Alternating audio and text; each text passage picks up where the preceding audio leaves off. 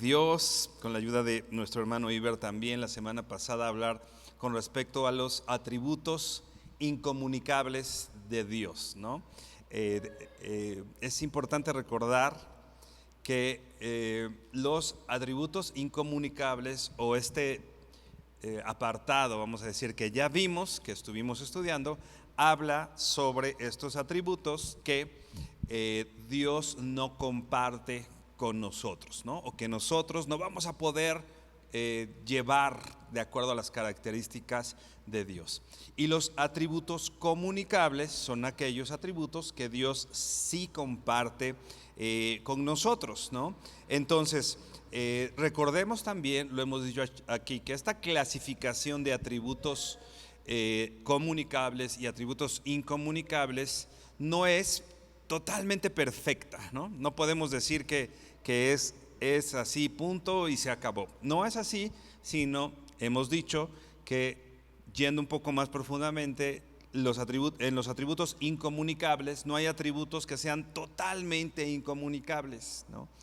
Y los atributos comunicables no hay atributos que sean totalmente comunicables, ¿no? Hemos puesto el ejemplo, por ejemplo, del amor, ¿no? Dios quiere que nosotros compartamos este atributo que es de Él, porque Dios es amor, ¿no? Y quiere que nosotros amemos como Él nos ha amado. Pero si bien es un atributo que Él comparte con nosotros, nosotros nunca vamos a llegar a la excelencia del amor que tiene Él, ¿no? Porque Él es Dios.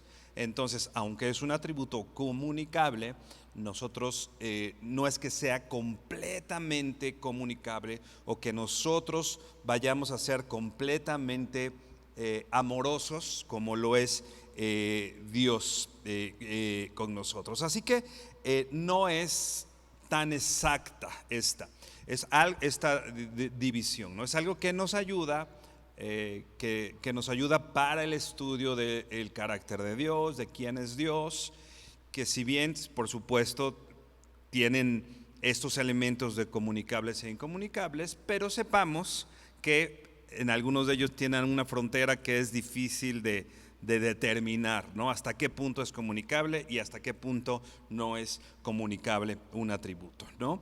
El punto es que Dios quiere que seamos como Él, ¿no? Que Dios quiere que compartamos cosas que Él tiene. Y en eso vamos a empezar a ver ahora los atributos comunicables. Repito, terminamos ya esta cuestión de la eternidad de Dios, la unidad de Dios, la omnipresencia de Dios, etcétera. Son cosas que nosotros definitivamente no tenemos. Yo no soy omnipresente, ¿no? Nosotros estamos aquí hoy y no somos omnipresentes, ¿no? Etcétera, ¿no? Y hoy empezaremos, con la ayuda del Señor, a ver entonces estos atributos comunicables. Ve por favor Efesios 5, verso 1. Efesios 5, 1.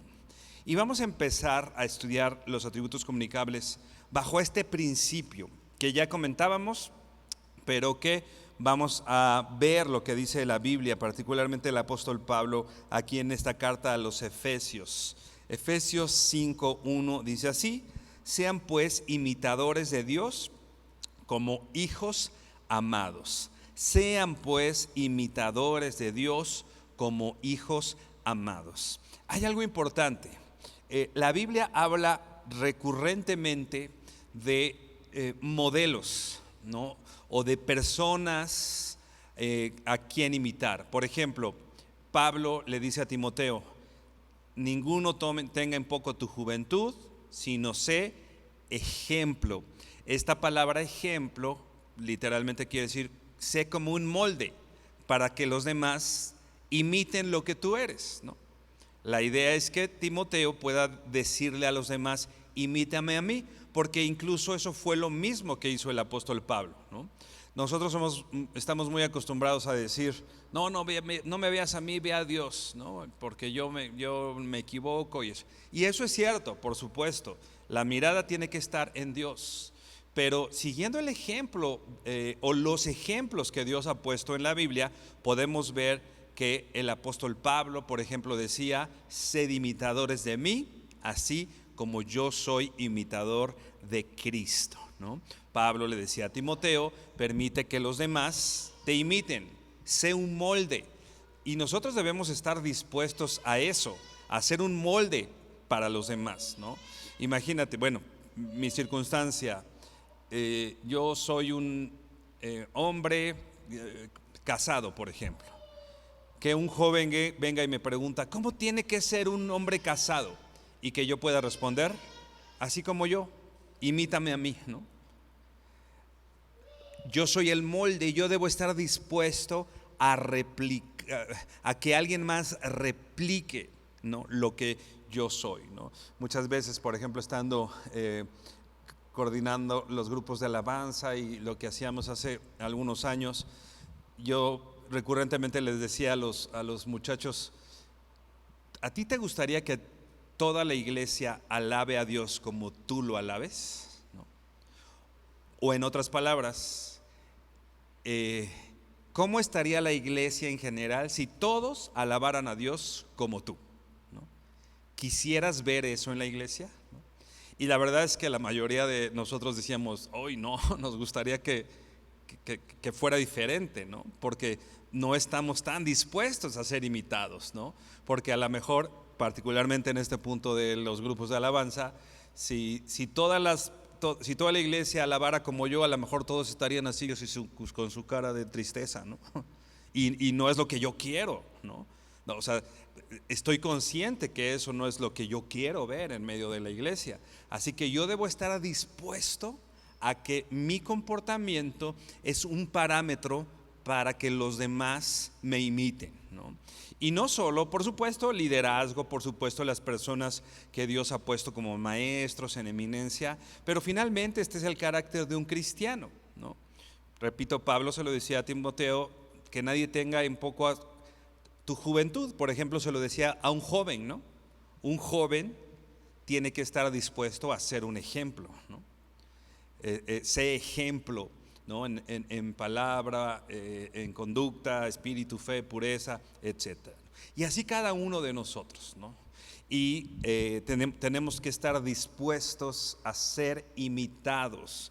Entonces sí tendríamos que poder decir, como yo estoy tan seguro, como el apóstol Pablo, como yo estoy tan seguro de que yo estoy siguiendo a Cristo, si alguien me imita a mí, se va a encontrar que está siguiendo a Cristo, ¿no?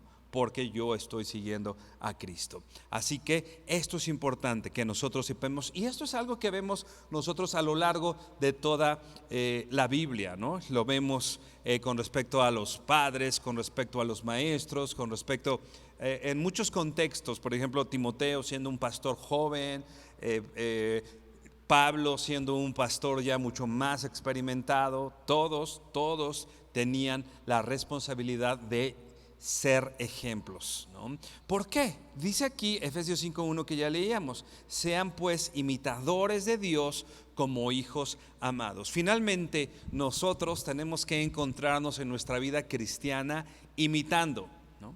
Imitando por supuesto, ya decíamos, podemos imitar a hombres piadosos, a hombres que busquen agradar a Dios, aunque finalmente el principio es imitar a Dios, ¿no?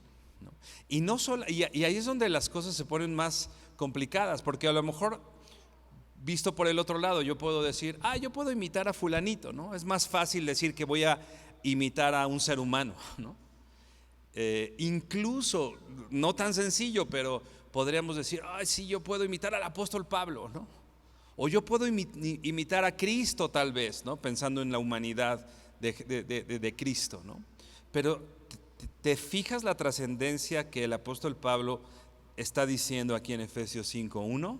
Dice, sean pues imitadores de Dios, no solo del apóstol Pablo, no solo de Timoteo, no solo de estos grandes hombres, sino que mi parámetro, mi punto hacia dónde voy en esta cuestión de imitar y ser como alguien es Dios, ¿no? Y esta es nuestra labor. Si yo quiero, en primer lugar, responder de una manera correcta a mi responsabilidad de que alguien me imite, debo entonces yo estar imitando a la persona correcta, ¿no? O debo encontrarme imitando, como dice aquí, imitando a Dios, ¿no? Esta palabra imitar literalmente es la palabra griega mimetes, así se dice en griego. Mimetes. Y está hablando, si bien nosotros cuando llegamos a Cristo nos convertimos, ¿no?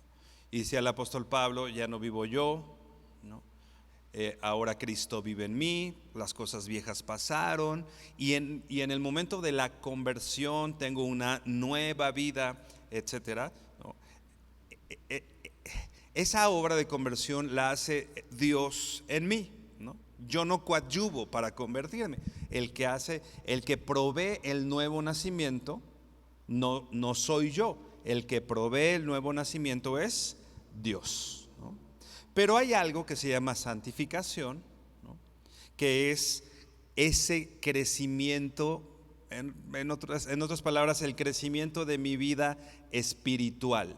Y ahí es, dice un teólogo llamado Sproul, que si bien este nuevo nacimiento o la conversión se da de manera unilateral, Dios la produce, pero en la santificación nosotros, si bien es algo que viene de Dios, nosotros cooperamos o nosotros nos portamos o somos diligentes para ser cada vez más santos. Ok, yo en la conversión obtuve el nuevo nacimiento, pero esta cuestión de imitar a Dios se trata de mi diligencia por ser cada vez más parecido a Dios. Yo tengo que portarme diligentemente, aunque yo ya sé que Dios hizo una obra en mí, ¿no? Pero alguien que es verdaderamente hijo de Dios no dice, Dios lo hizo en mí, entonces ya yo puedo sentarme y rascarme la panza, ¿no?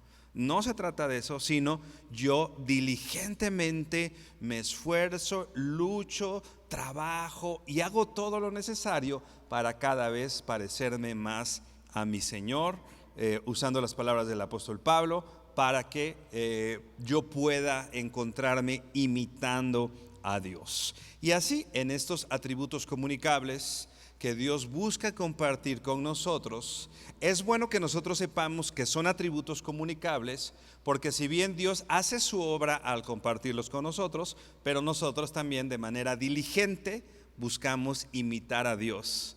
Y sabiendo que es un atributo comunicable, yo tengo la claridad de que es la voluntad de Dios que yo, por ejemplo, usando el ejemplo que ya decíamos, ¿no? Que yo ame a Dios, que yo haga ciertas cosas diligentemente que me van a hacer cada vez más parecido al Señor.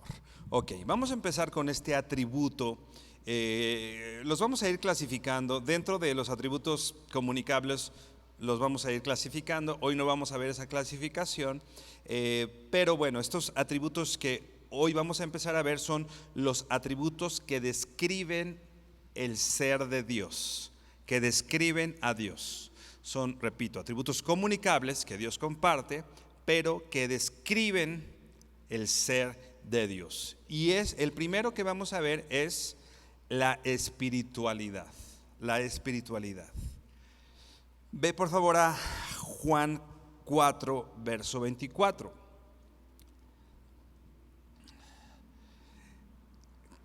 Pareciera una pregunta sencilla y quizá la respuesta no es una respuesta, o no tendría que ser una respuesta tan difícil, pero definitivamente podemos irnos y confundirnos, y puede resultar quizá un poco ambigua estas respuestas a esta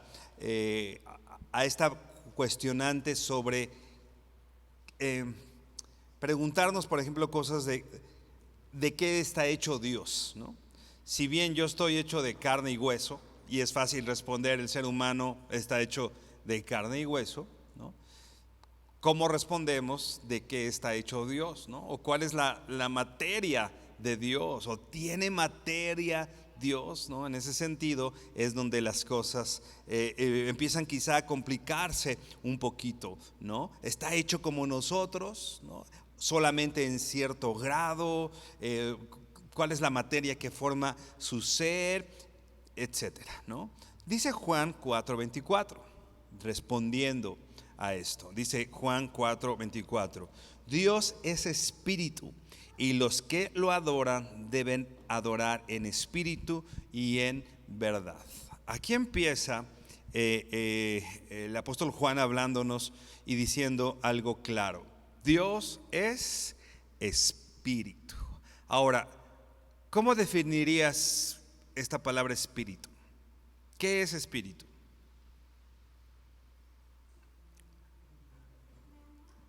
Neuma, exacto. ¿Y cómo definirías neuma?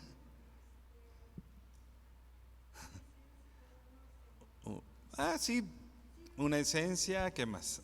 Ajá. Ok, ya nos ayudó Blanquita, la palabra griega es neuma. Y bueno, dijo como una esencia, ¿no?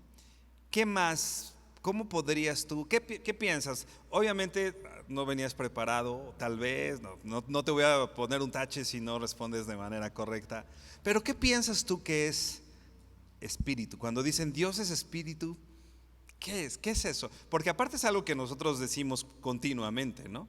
Dios es espíritu y nosotros, nuestra vida espiritual, ahorita decíamos también, hemos hablado de disciplinas espirituales y es una palabra que mencionamos mucho, pero no sé si tengamos una idea o un concepto correcto de lo que es un espíritu o qué es espíritu o lo que es espiritual.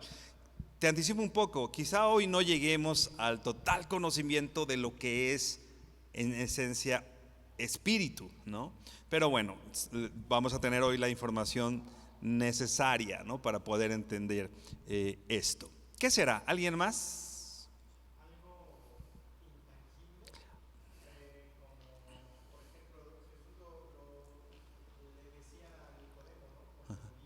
Mm, mm, exacto. Sí, Consuelito.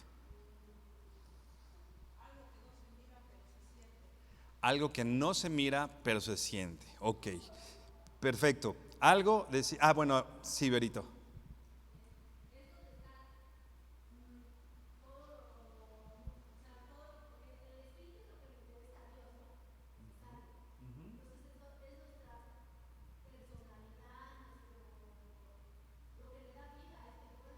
Ok, ok, perfecto. Muy bien.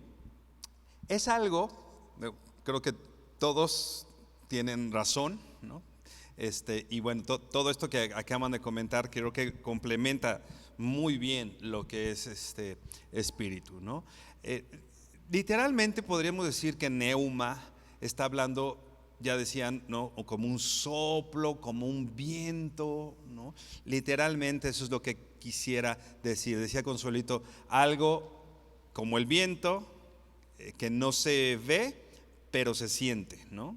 Y ponía el ejemplo Enrique, ¿no? De cuando Jesús está hablando con Nicodemo y dice, como el viento también, ¿no? Porque en efecto el viento es algo así, ¿no? De pronto entra, no lo viste, no sabes ni qué pasó, a veces incluso azota puertas y no te diste cuenta, o sea, nadie fue, ¿quién fue?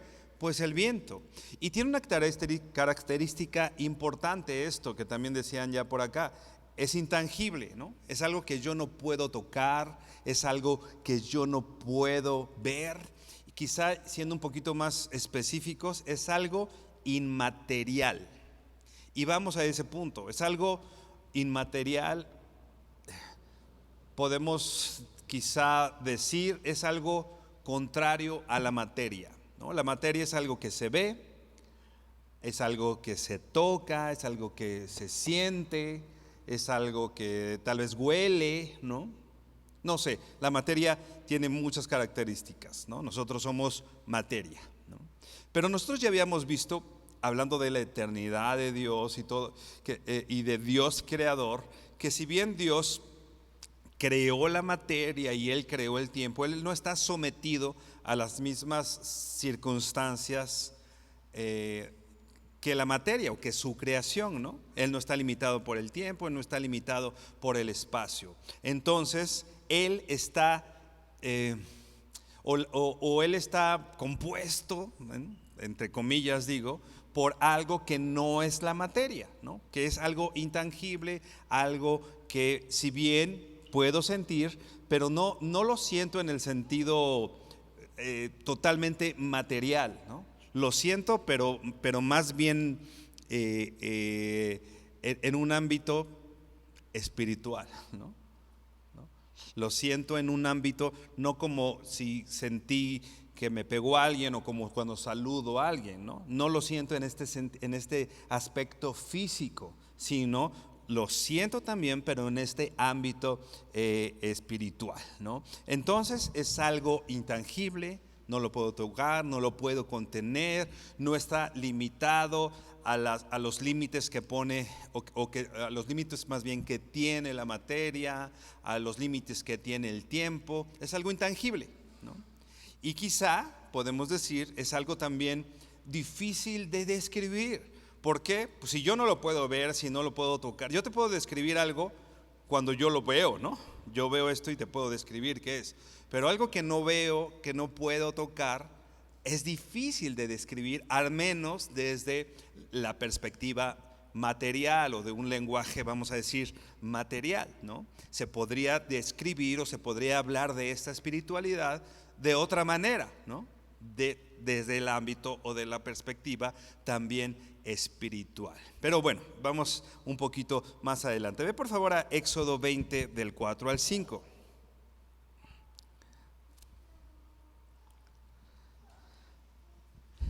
Dios es espíritu, ya dice Juan 4:24. Nosotros, lo vamos a ver más adelante, adoramos al Señor en espíritu, ¿no?, de la misma manera. Y también Dios empieza a hablar con respecto a que nos provee lo necesario. Dios nos instruye con respecto a no esperar o que no pensemos que Dios es algo similar o parecido a lo creado, a la materia. Ve por favor a Éxodo 20, versos 4 y 5. Éxodos 20, verso 4 dice así: no te harás ningún ídolo ni semejanza alguna de lo que está arriba en el cielo, ni abajo en la tierra, ni en las aguas debajo de la tierra. No lo adorarás ni lo servirás, porque yo, el Señor tu Dios, soy Dios celoso, que castigo la iniquidad de los padres sobre los hijos hasta la tercera y cuarta generación de los que me aborrecen, ¿no? Aquí Dios está prohibiendo al pueblo, nos está prohibiendo a nosotros adorar, servir a ídolos, incluso poner en semejanza a algo creado a Dios, ¿no? Esto resultaría, aunque a nosotros los seres humanos nos es fácil hacer ídolos, ¿no? Dicen por ahí, hacer un Dios a mi imagen y semejanza, o a lo que yo creo que debe ser Dios, ¿no? Pero nosotros vemos aquí lo que está diciendo: no te harás ningún ídolo ni semejanza alguna. O sea, no trates de poner a Dios como algo semejante a algo material, ¿no? No puedes poner a Dios. Por eso es tan incongruente que limitemos a Dios a un ídolo de piedra, por ejemplo, ¿no? Imagínate, Dios, ya vimos Dios creador, omnipotente, omnipresente, y de pronto qué incongruencia es llegar a un lugar y decir: mira, ahí está Dios, ¿no? Es incongruente con la naturaleza de Dios mismo, ¿no? Y Dios nos previene de esa incongruencia. No puedes pretender poner a Dios o limitar a Dios a algo material, ¿no? Por eso dice: no te harás ningún ídolo ni semejanza alguna de lo que está en el cielo, ¿no? Ni abajo de la tierra, ni las aguas debajo de las aguas. Dice, ni los adorarás, ni los servirás, porque yo, el Señor tu Dios, soy Dios celoso que castigo la iniquidad, etcétera. ¿Qué problema tan grande, vamos a decir, tiene aquel que piensa que Dios está limitado a un espacio físico, ¿no? o a un muñeco hecho de madera o de barro ¿no? Ese definitivamente no es Dios, ¿no? Dios no tiene las limitantes, ¿no? Dice el libro de los Salmos, ¿no? Tienen boca, pero no hablan, ¿no? Tienen oídos, pero no escuchan, ¿no? Tienen ojos, pero no ven. O sea, imagínate, con todo y que Éxodo 20 dice puntualmente, no te harás imagen ni ninguna semejanza de lo que está. Con todo, los seres humanos, ¿qué hicieron? Imágenes. Y tiro por viaje hacían imágenes, ¿no? Y se hicieron un becerro de oro y una imágenes de fundición. Y hoy entras a muchos lugares donde te dicen que Dios es la imagen que está puesta ahí, ¿no? Dios sabía de ese riesgo, ¿no? Y Dios sabía este ataque tan grande a nuestra mente y a nuestro corazón como seres humanos con respecto a estar confundidos en quién es Dios, porque eso denota y habla y promueve una confusión en el hombre muy, muy grande, ¿no? El pensar que Dios está contenido en algo, ¿no? Ya decíamos, en un muñeco, en una pieza, en un ídolo, ¿no? No es posible. Y eso Dios lo sabía, ¿no? Y por eso dice, ¿no? Soy celoso, ¿no? Que castigo la iniquidad de los padres sobre los hijos hasta la tercera y cuarta generación de los que me aborrecen, ¿no? Por eso es tan importante el poder tener un conocimiento de Dios de acuerdo a lo que dice la Biblia que es Dios, ¿no? Y no de acuerdo a lo que mis ojos quieren ver, ¿no? Obviamente para mí quizá me es más fácil llegar a un lugar y decir, Él es Dios, bueno, me puedo acercar a Él y hablarle, ¿no? Pero decíamos, Dios es espíritu, Dios es intangible, ¿no? No lo puedes tocar, no lo puedes percibir, no de esa manera, ¿no? Entonces no podemos limitar a Dios o no podemos pensar que Dios es similar a algo creado o algo que existe en la creación, ¿no? Dios no tiene un cuerpo físico, Dios no está hecho de ninguna tipo de materia, de material que conozcas, ¿no? Como cualquier otro elemento de la creación, porque debemos decir, de acuerdo a lo que ya leíamos, Dios es espíritu. Dios no está hecho de ningún material, no es de ningún material. Dios es intangible, no lo podemos percibir al menos de esa manera. Déjame leerte algo, dice, cuando se habla de espiritualidad de Dios, se quiere decir que Dios es un ser que no está hecho de ninguna materia, no tiene partes ni dimensiones, no lo pueden percibir nuestros sentidos corporales, es más excelente que toda otra clase de existencia. No, lo que decíamos, ¿no? No es que yo pueda tocar a Dios con mis manos, ¿no? No es que, ahorita decíamos, no lo veo, pero lo puedo sentir, pero definitivamente no lo siento como sentiría cualquier otra cuestión inanimada, ¿no? Se perciben las cosas espirituales, se perciben con nuestro ser espiritual, como vamos a ver un poquito más adelante. Ve por favor a Juan 4:24, regresa por favor, ya lo leíamos, ¿no? ¿Por qué decimos que esta cuestión de la espiritualidad es un atributo comunicable? Bueno, así como Dios es espíritu, Dios nos ha dado de su espíritu y Dios nos ha hecho seres espirituales para poder relacionarnos con Él. Repito, Dios nos ha dado los sentidos físicos para relacionarnos entre nosotros, ¿no? Yo puedo relacionarme con Rodrigo porque lo veo y lo escucho, ¿no? ¿Cómo? Con nuestros sentidos físicos, ¿no? Pero a Dios ni lo puedo ver en ese sentido, ni lo puedo sentir en ese sentido, más bien con mi ser espiritual. Dice Juan 4:24, Dios es espíritu y los que le adoran deben adorar en espíritu y en verdad, ¿no? Por eso, si bien nosotros tenemos sentidos, y los sentidos y los sentimientos son cosas que Dios nos ha dado, ¿no? No podemos decir que son cosas malas y los sentidos como que no sirven para mucho y todo lo que pasa a través de nuestros sentidos está mal.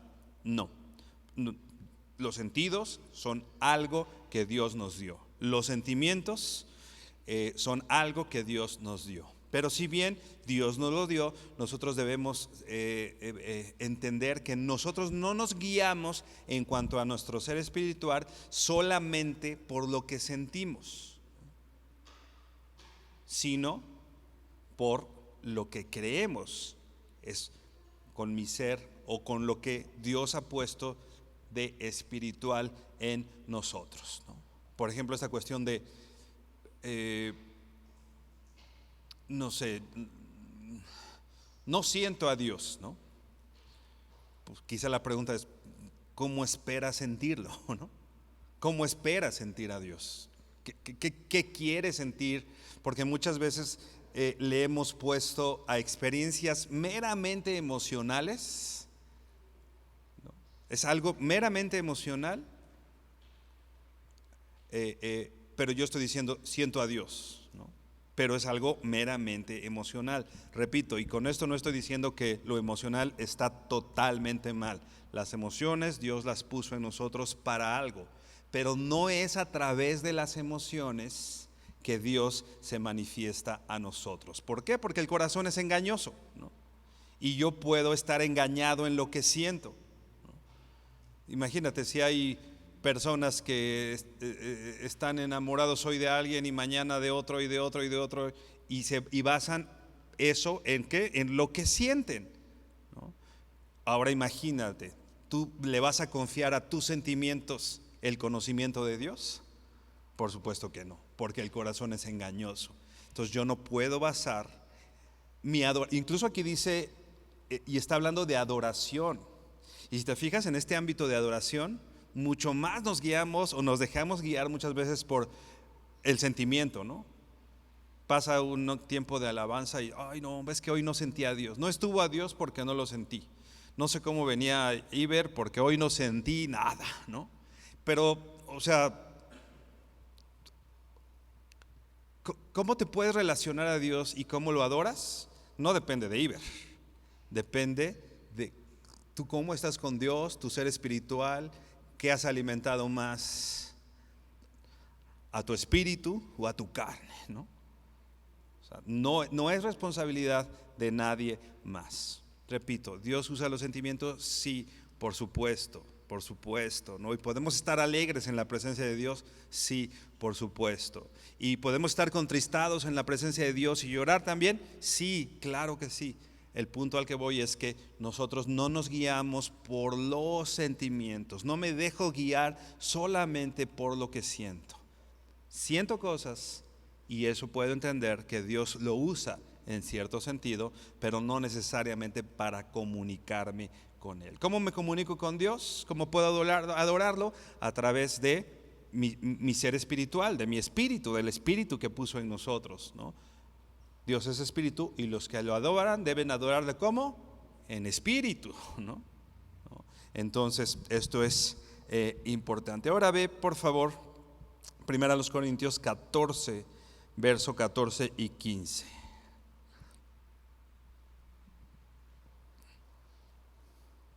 Así que nuestra adoración a Dios es en espíritu. Ahora dice 1 Corintios 14.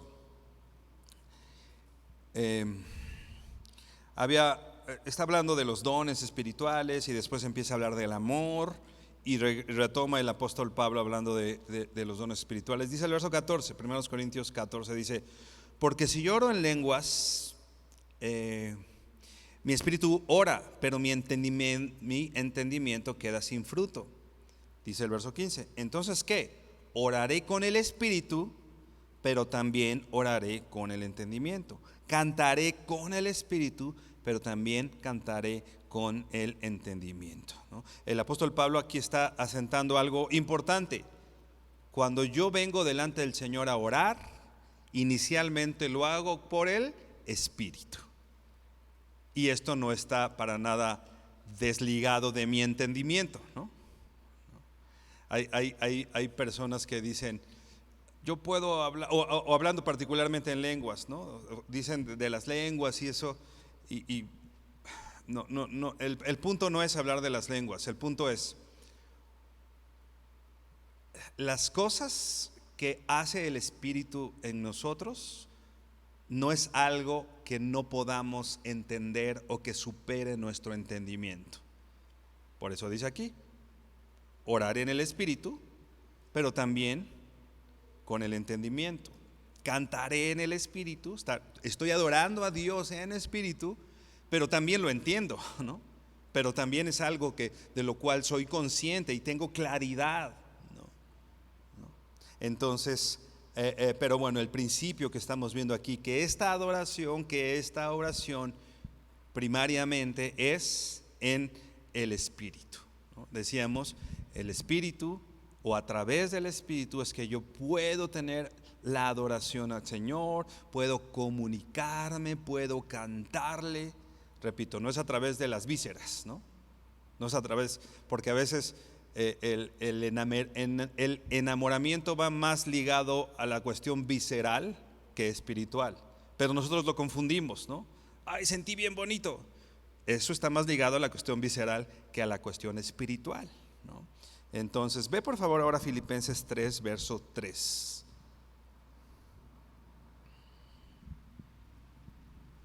Dice así, Filipenses 3, verso 3, dice, porque nosotros somos la verdadera circuncisión, que adoramos en el Espíritu de Dios y nos gloriamos en Cristo Jesús, no poniendo la confianza en la carne.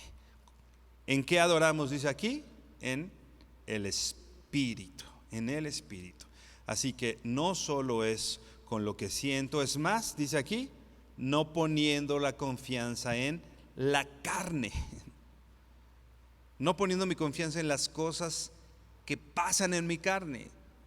O yo no llego a Dios a través de mi carne, que era lo que pretendían de pronto los fariseos, de acuerdo a su esfuerzo físico, de acuerdo a su esfuerzo, lo que ellos se esforzaban por hacer.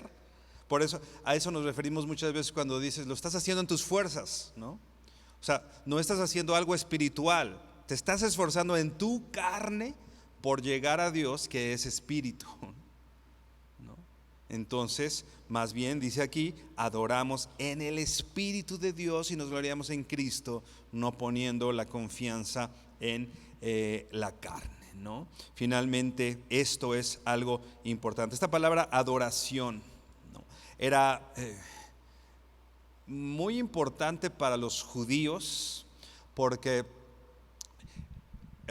esta palabra adoración, al menos la que se usa aquí,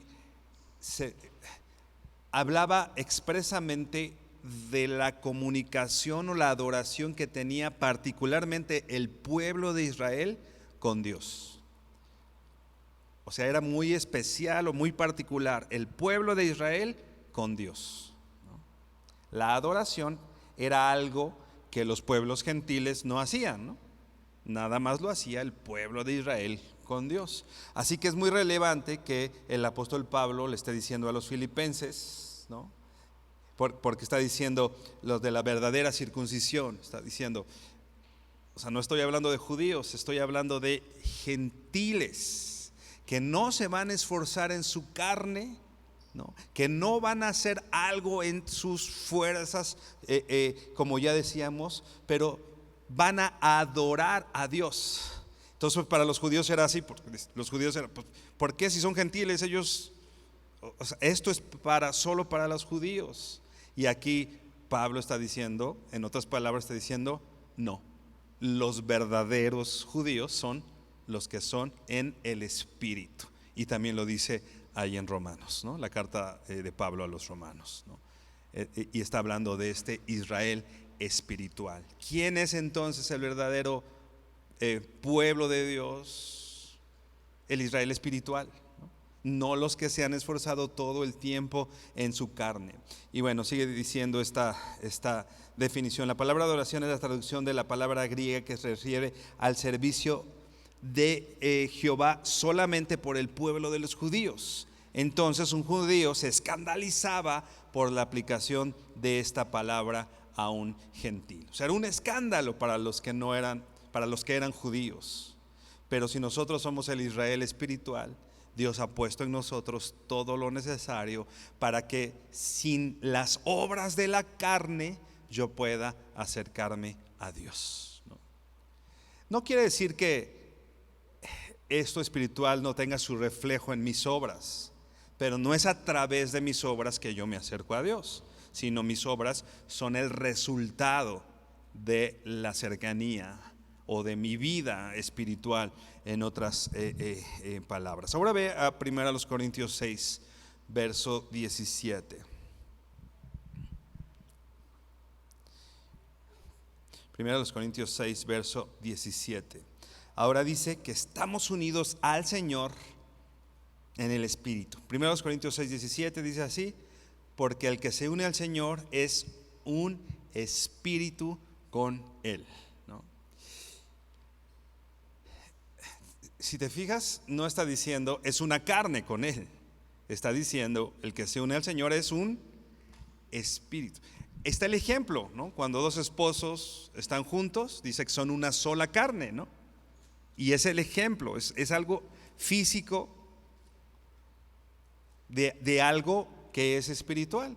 Cuando yo estoy con el Señor, cuando el Señor me llama para sí, me uno al Señor y soy uno, pero en espíritu, no en carne, no es a través de la carne. Y finalmente el Espíritu da testimonio de que soy hijo de Dios. Ve a Romanos 8, verso 16.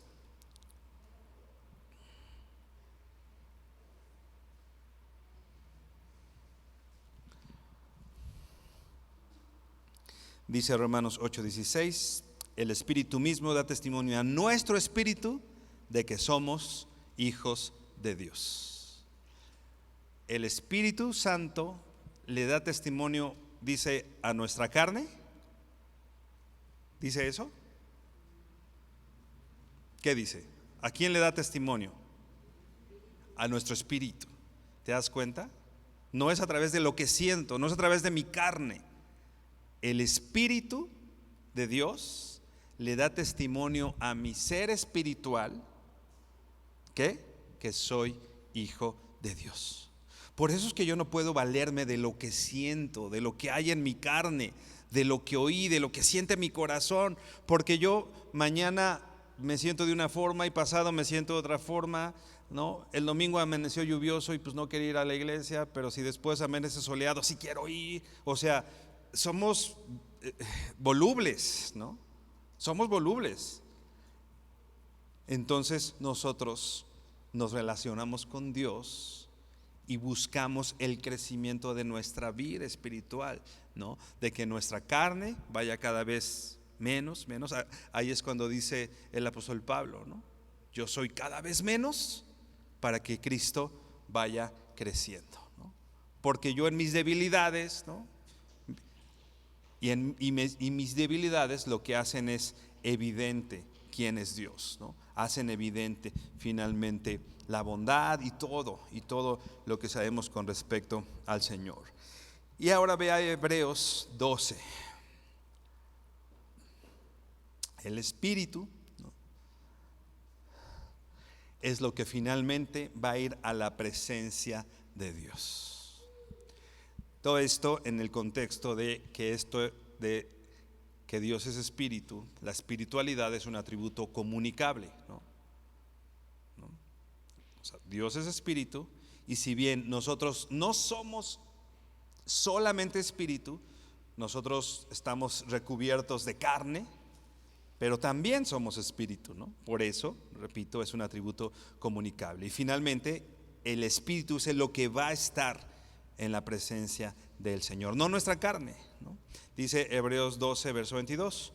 Ustedes, en cambio, se han acercado al monte Sión y a la ciudad del Dios vivo, la Jerusalén celestial, y a miriadas de ángeles, a la asamblea general e iglesia de los primogénitos que están inscritos en el cielo, y a Dios, el juez de todos, y a los espíritus de los justos hechos ya perfectos, y a Jesús, el mediador del nuevo pacto, y a la sangre rociada que habla mejor que la sangre de Abel. ¿Qué dice aquí? Y a los espíritus de los justos hechos ya perfectos.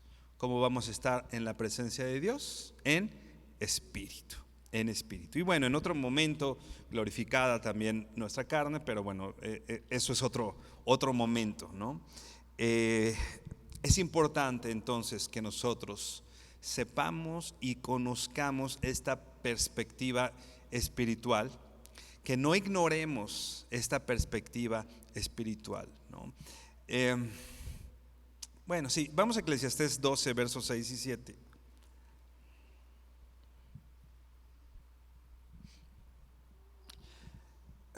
Vamos a leerlo. Eclesiastés 12, verso 6 dice: acuérdate de él, acuérdate de tu creador, ¿te acuerdas, no? Acuérdate de él antes que se rompa el hilo de plata, se quiebre el cuenco de oro, se rompa el cántaro junto a la fuente y se haga pedazos la rueda junto al pozo. Entonces el polvo volverá a la tierra como lo que era, y el espíritu volverá a Dios que lo dio. ¿Okay? Está diciendo el cuerpo, la carne, esto se va a convertir en polvo y va a regresar a donde pertenece, al polvo. ¿Y cómo vamos a estar en la presencia del Señor otra vez? Dice aquí, el espíritu volverá a Dios que lo dio, ¿no? Pero mira, en esta conciencia de a dónde va nuestra carne y de que nosotros nos vamos en espíritu a la presencia del Señor, está diciendo, acuérdate de tu creador, ¿no? Antes de que pase todo esto, ¿no? Antes de que se rompa todo lo que está diciendo, se haga pedazos la rueda junto al pozo, antes de que pase todo esto y que nuestro cuerpo nos vaya presentando limitantes y ya no podamos, y antes de todo eso, acuérdate de quién te creó.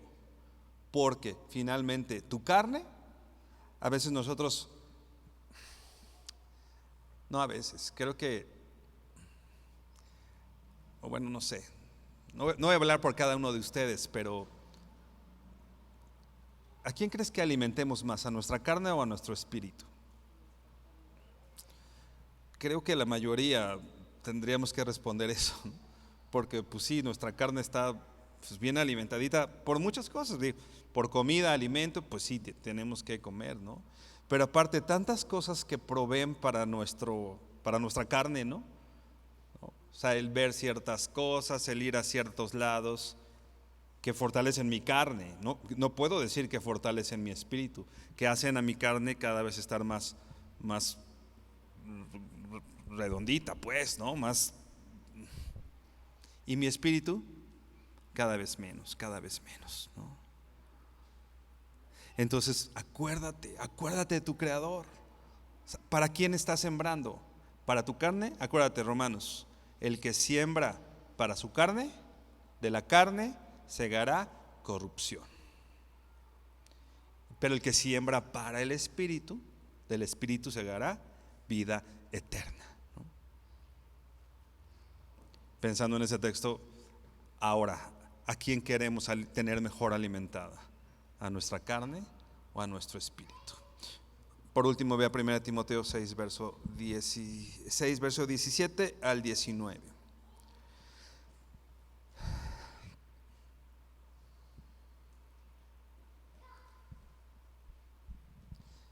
Dice así, 1 Timoteo 6, verso 17, igual Pablo hablándole a Timoteo, y dice: a los ricos de este siglo manda que no sean altivos, ni pongan la esperanza en las riquezas, las cuales son inciertas, sino en el Dios vivo, que nos da todas las cosas en abundancia para que las disfrutemos. Y después dice el verso 18, que hagan bien, que sean ricos en buenas obras, dadivosos, generosos, atesorando para sí buen fundamento para lo porvenir. Y dice aquí, que echen mano de la vida eterna. Les está diciendo a los ricos. ¿Por qué a los ricos? Porque bueno, está hablando a aquellas personas que en lo material han tenido cierta ventaja y creen que debido a sus bienes pues van a estar bien, van a estar mejor, que al tener ciertos bienes van a tener el futuro asegurado, van a tener finalmente esperanza. Por eso dice, a los ricos de este siglo manda que no sean altivos, ni pongan la esperanza en las riquezas, las cuales son inciertas. ¿En dónde estamos poniendo nuestra esperanza? ¿En la carne? ¿En lo de esta vida? ¿No? ¿O en aquellas cosas que no se ven? ¿O en el Dios vivo, que nos da todas las cosas en abundancia para que las disfrutemos? Verso 18, que hagan el bien, que sean ricos en buenas obras. ¿Qué nos dice que hagamos en este aspecto espiritual? No buscar mi riqueza material, carnal, física, sino dice aquí, ¿tienes algo? Sé rico en buenas obras. Nuestra riqueza tiene que ser más bien en buenas obras, porque ese es el alimento de mi vida espiritual, o es parte del alimento de mi vida espiritual, no es todo el alimento espiritual, pero es parte de mi alimento espiritual, hacer buenas obras, porque dice aquí que sean dadivosos, generosos, atesorando para sí buen fundamento para lo porvenir.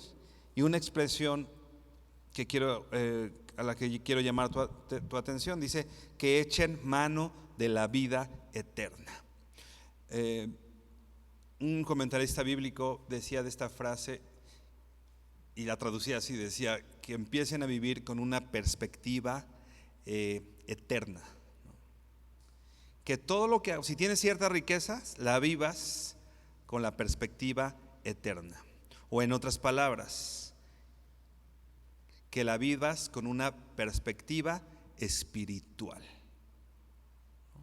Que tus decisiones, que tus bienes, que tu tiempo aprendas a usarlo, aprendamos a usarlo a través y visto desde una perspectiva de que somos seres espirituales y no desde una perspectiva solamente de suplir para la carne, ¿no? De suplir mis necesidades físicas, ¿no?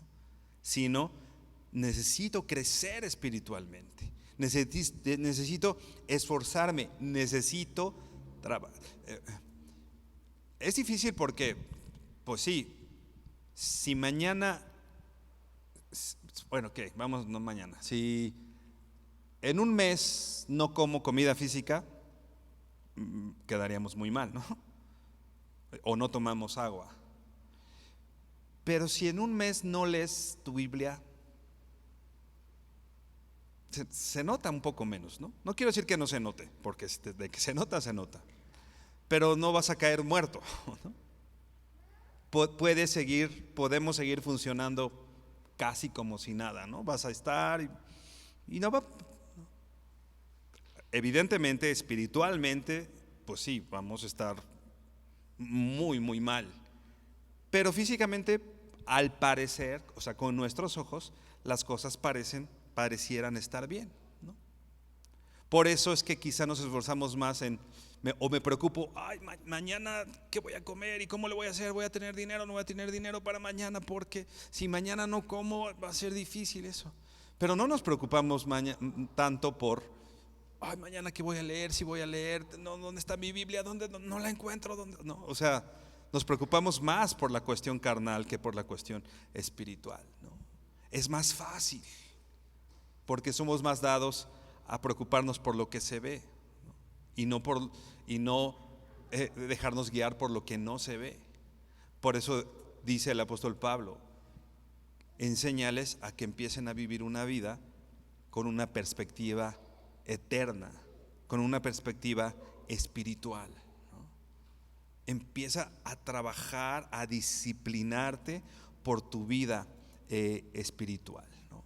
Y para eso necesitamos vivir, ya decía yo, de una manera disciplinada, ¿no? Disciplinada.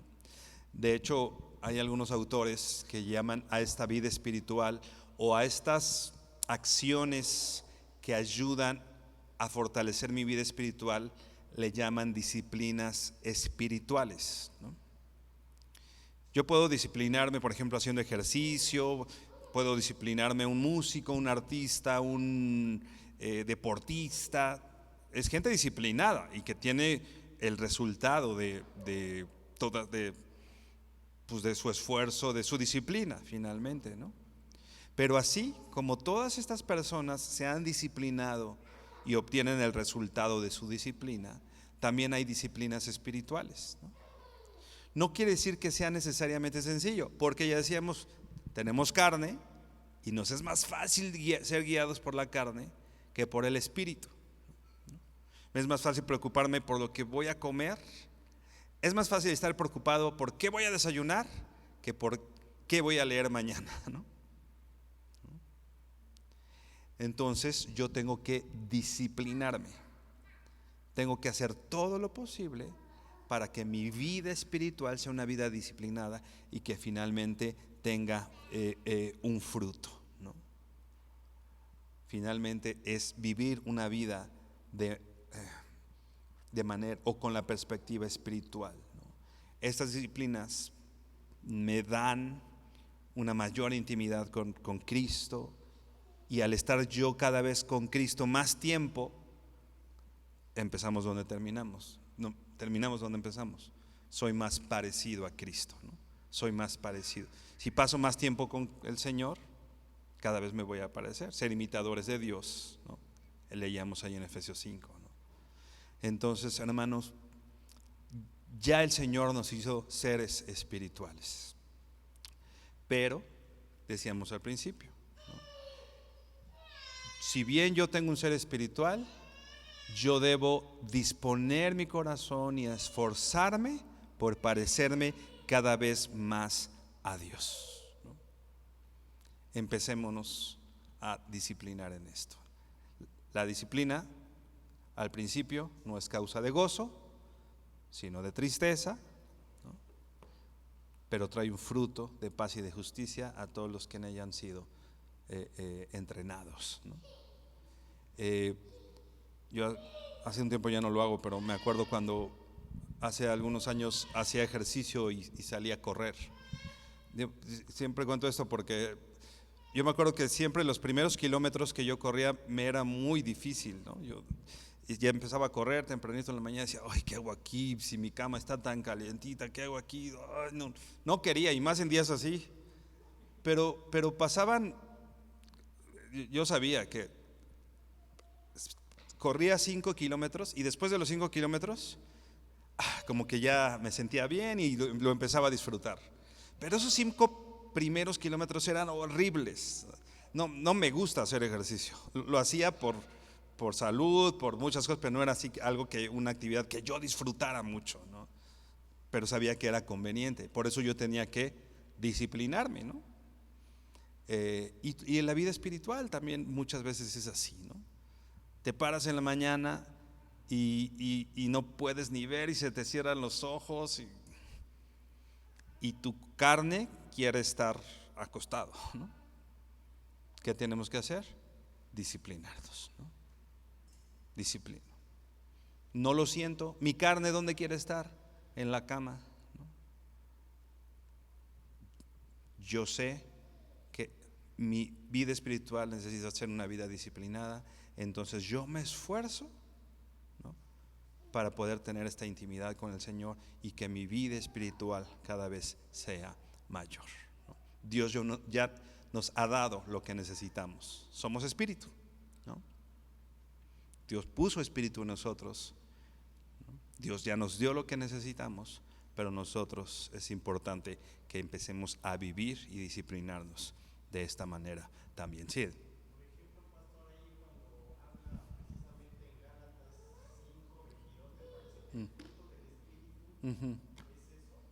Sí, claro, definitivamente, sí, sí, sí.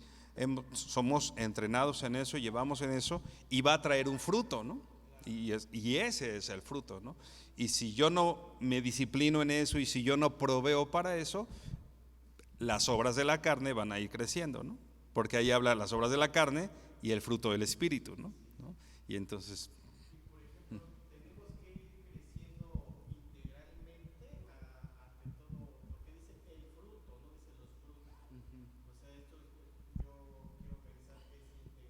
sí, sí, sí, sí, es integral, tienes toda la razón, pero no quiere decir que tengan que ser como que pasos gigantes en cada área, ¿no?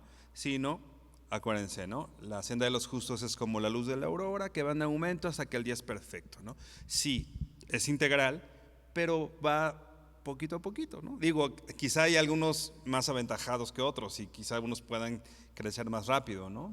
Y tienen ese don, podríamos decir. Pero definitivamente sí es integral, pero es progresivo, ¿no? Entonces, pero sí, sí es integral porque tienes toda la razón. Las obras de la carne, ¿no? Habla de muchas obras de la carne y el fruto del espíritu es uno, ¿no? Y finalmente en ese fruto vamos creciendo y es un solo fruto que afecta positivamente todas esas áreas de nuestra vida, ¿no? Sí, sí, Blanquita.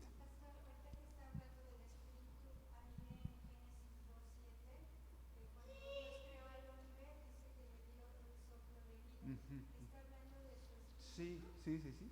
Sí, finalmente lo que Dios puso, eh, eh, que es lo que nos hace diferentes a los animales o a otra parte de la creación, finalmente, porque si bien los animalitos y todo tienen vida, ¿no? Dios no hizo ese soplo, ¿no? Y lo definíamos así, ¿no? Como soplo, viento, aire, finalmente está relacionado con eso, ¿no? Y es algo muy personal y particular que Dios puso en el ser humano, solamente en nosotros y no digo, ¿qué puso en nosotros? Particularmente dice, nos hizo a su imagen y semejanza y puso ese soplo, que es lo que nos diferencia de una manera importante, ¿no? de la demás creación. Sí, sí, tiene que ver con eso, claro que sí. Bueno, pues vamos a orar, hermanos. Inclina tu rostro y oramos. Bendito Señor, gracias porque eres bueno, porque nos has dado todo lo necesario, Dios, como dice el apóstol Pedro, para nuestra vida en la piedad, Señor, para vivir una vida que te agrade, una vida que te glorifique, Señor. Tú nos has dado todo lo que necesitamos para eso, Señor, y en esa provisión tú nos has hecho seres con un espíritu, seres espirituales, Señor, que en ti, en el poder de tu fuerza, Señor, tendríamos la posibilidad, Señor, de parecernos cada vez más a ti también en esto, Señor. Ayúdanos, Señor, a crecer en nuestra vida espiritual, en nuestra disciplina espiritual, Señor, de manera que podamos cada vez más reflejar quién eres tú, Padre. Ayúdanos a entender esto, Señor, y no dejarnos guiar solamente por las cuestiones de la carne, Señor, que si bien son las cosas que de pronto tenemos más en nuestros ojos, son más fáciles de ver estas cosas, Señor, pero que podamos tener el entendimiento, Señor, que somos espíritu, Señor, y tú eres espíritu, y solamente los verdaderos adoradores serán aquellos que en espíritu y verdad te adoren, Dios. Te damos gracias, Dios, te bendecimos y honramos en el nombre de Jesús. Amén y amén. Mi hermano, el Señor te bendiga.